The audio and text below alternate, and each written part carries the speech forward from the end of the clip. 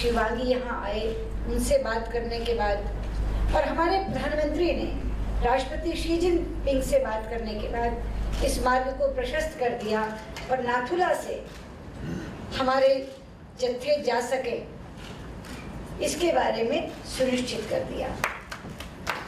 अभी जब मैं चाइना गई थी उस समय ये जो लेटर्स हैं ये एक्सचेंज हो गए थे, और अभी जब प्रधानमंत्री चाइना गए थे तो उन्होंने इसके लिए बहुत धन्यवाद चाइना का किया था। कूटनीति की दृष्टि से मैं कहना चाहूँगी भारत और चीन के रिश्तों में एक बहुत बड़ा अहम पड़ाव ये आया है, क्योंकि विदेश नीति में पीपल टू पीपल कॉन्टेक्ट, जन का जन से संबंध, इसकी बहुत बड़ी भूमिका होती है, और उसमें भी अगर तीर्थ यात्रा के माध्यम से हो तो और भी अहम हो जाती है। और आज हमारे तीर्थयात्री कहीं ना कहीं मन में चीन को जरूर धन्यवाद दे रहे होंगे कि उन्होंने इस चीज़ को सुनिश्चित करने के लिए जो भूमिका निभाई है, उसके लिए हम उनके आभारी हैं।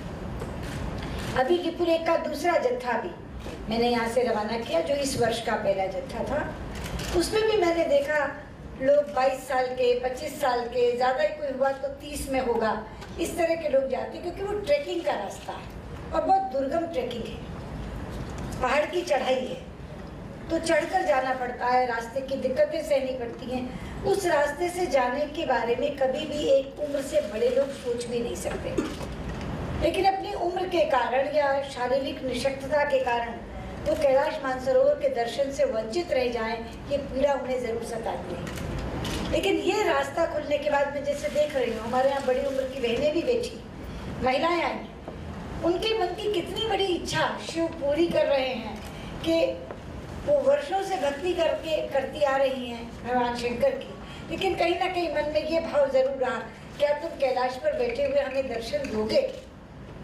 लेकिन शारीरिक शक्यता बाधा बन जाती थी। आज वो बाधा दूर हो रही है और पूरे मोटरेबल रास्ते से आप लोग जाएंगे। रास्ते में कहीं आपको पैदल चलना नहीं पड़ेगा। अगर वहाँ जाकर आपके मन में इच्छा हो परिक्रमा करने की तो वो 3 किलोमीटर का रास्ता है।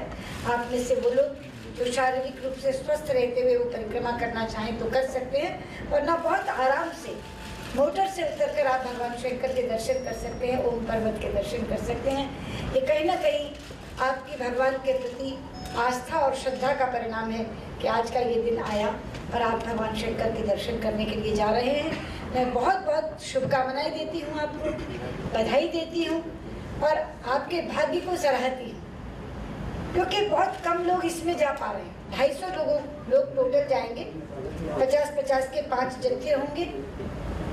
अब लोगों ने अप्लाई तो बहुत किया था, लेकिन लॉटरी निकली और उस लॉटरी में आप आ गए, इसलिए मैं कहना चाहती हूँ आप बहुत ही सौभाग्यशाली लोग हैं। स्वयं शिव का बुलावा आपको आया है, भगवान शंकर के दर्शन करने के लिए जाइए।